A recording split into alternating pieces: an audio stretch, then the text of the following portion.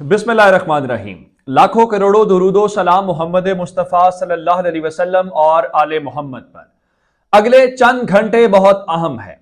अब आप कहेंगे कि मैं ये बात क्यों कर रहा हूं, उसकी वजह यह है कि इस्लामाबाद में सब कुछ मामूल के मुताबिक नहीं है। इस्लामाबाद में बहुत कुछ गैर मामूली हो रहा है और उसमें से कुछ ऐसी चीजें गैर मामूली हैं जो हमने अप्रैल के महीने के अंदर देखी थी। अप्रैल के महीने में एक हेलीकॉप्टर की गूंज थी कि अदम एतमाद की रात, जिस दिन वोटिंग होनी थी और रात हो गई थी, उस रात एक हेलीकॉप्टर मुबैना तौर पे आया था वजीर आजम हाउस के अंदर।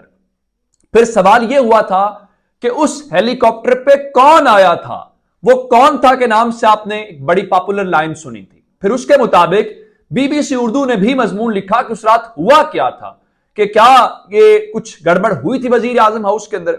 अब से थोड़ी देर पहले एक ऐसा ही दावा इस्लामाबाद से फिर हुआ है कि इस्लामाबाद के वजीर आजम ऑफिस के अंदर सब कुछ मामूल के मुताबिक नहीं है। आप जानते हैं कि शहबाज शरीफ साहब के मुतालिक खबर आई थी चंद रोज पहले कि वो कोविड का शिकार हो गए हैं, लेकिन फिर खबर आई आज के उन्होंने कोविड की आइसोलेशन तोड़ दी है। चाहे वो एसओपी के साथ ही मुलाकात हुई होगी और उनकी फजलुर रहमान के साथ मुलाकात हुई है। उसकी वजह यह है कि फजलुर रहमान साहब ने और जरदारी साहब ने यह मुतालबा रखा था कि हम वजीर आजम से मिलना चाहते हैं, हमारी उनसे मुलाकात करवाई जाए। अब उस मुलाकात के बीच में एक अहम शख्सियत तो जो पहुंची सो पहुंची है, उसके मुतालिक बताने से पहले मैं जरा सबसे पहले आपको हेलीकॉप्टर से मुतालिक बताना चाहता हूं। इकराम राजा साहब हैं, जीएनएन के साथ मुंसलिक सहाफी हैं, इस्लामाबाद बेस्ड रिपोर्टर हैं, पॉलिटिकल बीट करते हैं। उन्होंने 7:17 के ऊपर एक ट्वीट किया और वो ट्वीट ये था कि अदम एतमाद वाली रात जो हेलीकॉप्टर आया था आज फिर आया है, ठीक उसी जगह खड़ा है। चलें, यहां तक आपको बात समझ आ गई। चीजें इतनी आसानी से हो नहीं रही, ये मैं आपको कॉन्टिन्यूस बता रहा हूं कि बहुत कुछ ऐसा है जो पिंडी इस्लामाबाद के दरमियान एक पेज पे नहीं है। वो मुलाकातें जो भी हूं, अब तक की अपडेट्स आप जानते हैं कि आरिफ अलवी से आर्मी चीफ की डायरेक्ट हफ्ते के रोज मुलाकात हुई, फिर आरिफ अलवी से आज इसहाक डार हुकूमत का पैगाम लेके आए, फिर एस्टैब्लिशमेंट की जानिब से सादिक सिंदरानी साहब पहुंचे, उन्होंने पैगाम शगाम दिया। लेकिन अब जरा इमरान मीर जो हैं उनके मुतालिक खबर सुन लीजिए, फिर आपको अंदाजा हो जाएगा इमरान मीर क्या लिखते हैं। ये भी जर्नलिस्ट हैं, मीर के नाम से आप पहचान गए होंगे कि वो कौन है, कहां से उनका ताल्लुक हो सकता है। इमरान मीर साहब लिखते हैं कि आर्मी चीफ की तकर्री पर इस्लामाबाद और पिंडी के दरमियान इत्तिफाक राय नहीं हो रहा। नून लीग का एक नाम पर इसरार, वही नाम जो सीनियरिटी लिस्ट में टॉप पे है, लेकिन मसला यह है कि मैंने आपको बताया था जीएचक्यू का मुतालबा यह है कि 29 तारीख की अपॉइंटमेंट को 29 तारीख के हवाले से देखा जाएगा, 27 तारीख के हवाले से नहीं देखा जाएगा। आपको जो मर्जी खबरें आती रहे। अच्छा, नून लीग का एक नाम पे इसरार, ये इमरान मीर का ट्वीट है। पिंडी की तरफ से वो नाम शामिल नहीं है। पै दर पै मुलाकातों का सिलसिला जारी। खबर इससे क्या है?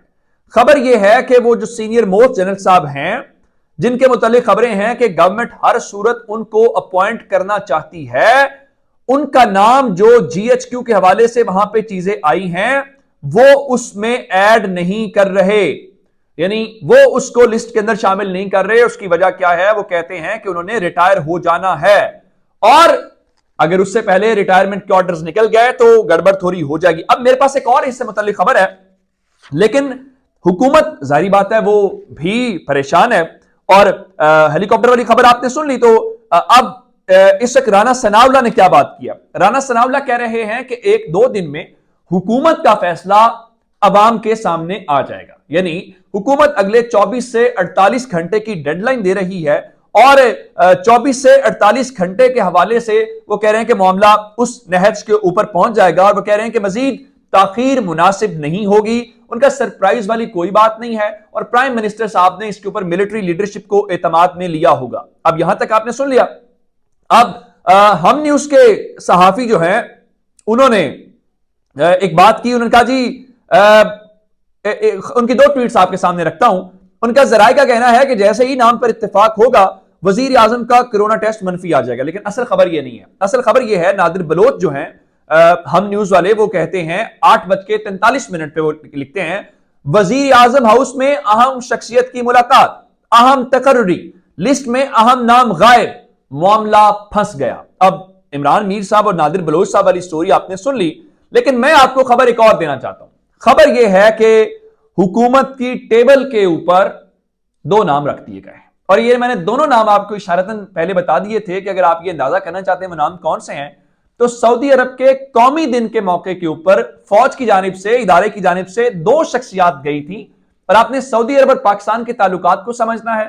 اگر پاکستان کی فیوچر کی لیڈرشپ کو یا نمائندوں کو دیکھنا ہو تو تین سطوحات کے اوپر ہم دیکھتے ہیں۔ سعودی عرب پاکستان کا دوست ہے، ایلائی ہے، اسٹریٹجک پارٹنر ہے، ہماری مالی مدد بھی کرتا ہے، مشکلات میں بھی ہمارے ساتھ ہوتا ہے۔ پھر چین آتا ہے، چین بھی ہمارا دوست ہے، ہم ان کو بھی اس طرح سے۔ امریکہ ظاہری بات ہے بڑی طاقت ہے، تو یہ انڈیکیٹرز ہوتے ہیں۔ اب اگر آپ یہ دیکھیں کہ جب سعودی عرب کا قومی دن تھا تو فوج کی جانب سے دو شخصیات گئی تھی، ان دو شخصیات میں سے ایک شخصیت جو ہے وہ جنرل باجوہ کے چین دورے کے ساتھ ان کے ساتھ موجود تھی، اسی میں سے جو دوسری شخصیت تھی وہ امریکہ دورے کے دوران ان کے ساتھ موجود تھی۔ اب آپ کہیں گے کون سی؟ اب میں اگلی خبر جب آپ کے سامنے رکھنے والا ہوں تو آپ کو اس سے اندازہ ہو جائے گا کہ اگلی شخصیت کون سی ہے۔ بشارت راجہ صاحب ہیں، یہ جرنلسٹ ہیں اور کورٹ رپورٹنگ کرتے ہیں، ان کے مطابق آپ کو خبر دے رہا ہوں کہ جنرل باجوہ سمری سمیت اس وقت پی ایم ہاؤس کے اندر موجود ہے۔ میں ان کے اس خبر کو یہاں پہ روکتا ہوں۔ اب ہیلی کاپٹر کی آمد، اکرام راجہ کی خبر، پھر عمران میر صاحب کا تذکرہ، اور پھر نادر بلوچ کی خبروں کا اندازہ ہوگا کہ اہم شخصیت کون سی ہے۔ اور اگلی آپ کو خبر دے رہا ہوں کہ جنرل باجوہ سمری سمیت اس وقت پی ایم ہاؤس کے اندر موجود ہیں، اور جنرل باجوہ اپنی ضد پر اڑ گئے ہیں کہ general Sahir Shamshad Mirza chairman joint chief of staff اور general Azhar Abbas chief of army staff ہوں گے۔ اگر یہ نہ ہوا تو 6 ماہ مزید باجوہ۔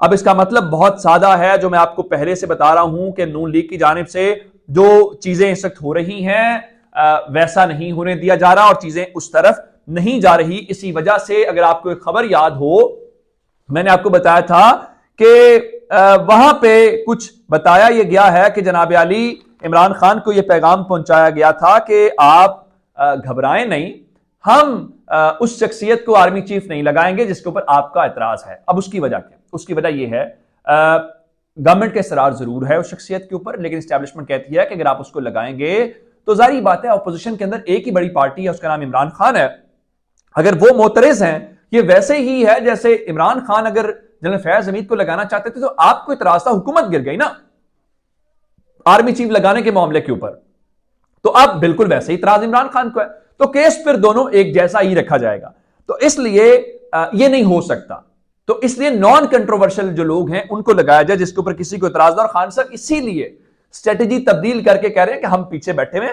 ہم دیکھ رہے ہیں کہ صورتحال ہوگی کیا۔ اب ذرا ایک ڈیولپمنٹ اور ہے، اور میں نے خبر آپ کو دی تھی چیئرمین سینٹ کے حوالے سے، اور صادق سنجرانی نے آج صدر سے ملاقات بھی کی ہے، اور وہ اسٹیبلشمنٹ کے نمائندے تو ہیں، وہ پیغام وہاں پہ جو لے کے آئے سو لے کے آئے، لیکن اصل خبر یہاں پہ سن لیجئے۔ پاکستان تحریک انصاف نے آج صادق سنجرانی کو کہا ہے کہ آپ استعفیٰ دے دیں۔ اس کی وجہ کیا ہے کہ ان کو سپورٹ کرنے والے تو صرف وہی تھے اس وقت، باقی پیپلز پارٹی اور نون لیگ تو ظاہر ان کے خلاف تھی، اور ان کا اگر آپ استعفیٰ نہیں دیں گے تو ہم آپ کے خلاف تحریک عدم اعتماد لانے والے ہیں، اور یہ میں خبر آپ کو آلریڈی دے چکا ہوں، یہ فیصل وارڈا نے کہا تھا کہ تحریک عدم اعتماد آنے والی ہے۔ آج تحریک انصاف کے سینیٹرز کی صادق سنجرانی سے ملاقات ہوئی ہے، اور میری اطلاعات یہ ہے کہ صادق سنجرانی نے تحریک انصاف کے سینیٹرز کو کہا ہے کہ میں استعفیٰ نہیں دوں گا، آپ نے تحریک عدم اعتماد لے کے آنی ہے تو آپ بالکل تحریک عدم اعتماد لے آئیں، لیکن میں بالکل ہٹنے والا نہیں ہوں۔ تو اس کا مطلب یہ ہے کہ اسلام آباد کے اندر بہت کچھ بدلنے والا ہے، اگلے گھنٹے اہم ہیں، ہم تفصیلات کے اوپر نظر رکھے میں آپ تک پہنچاتے رہیں گے۔ اپنا بہت سارا خیال رکھیے گا، خدا حافظ۔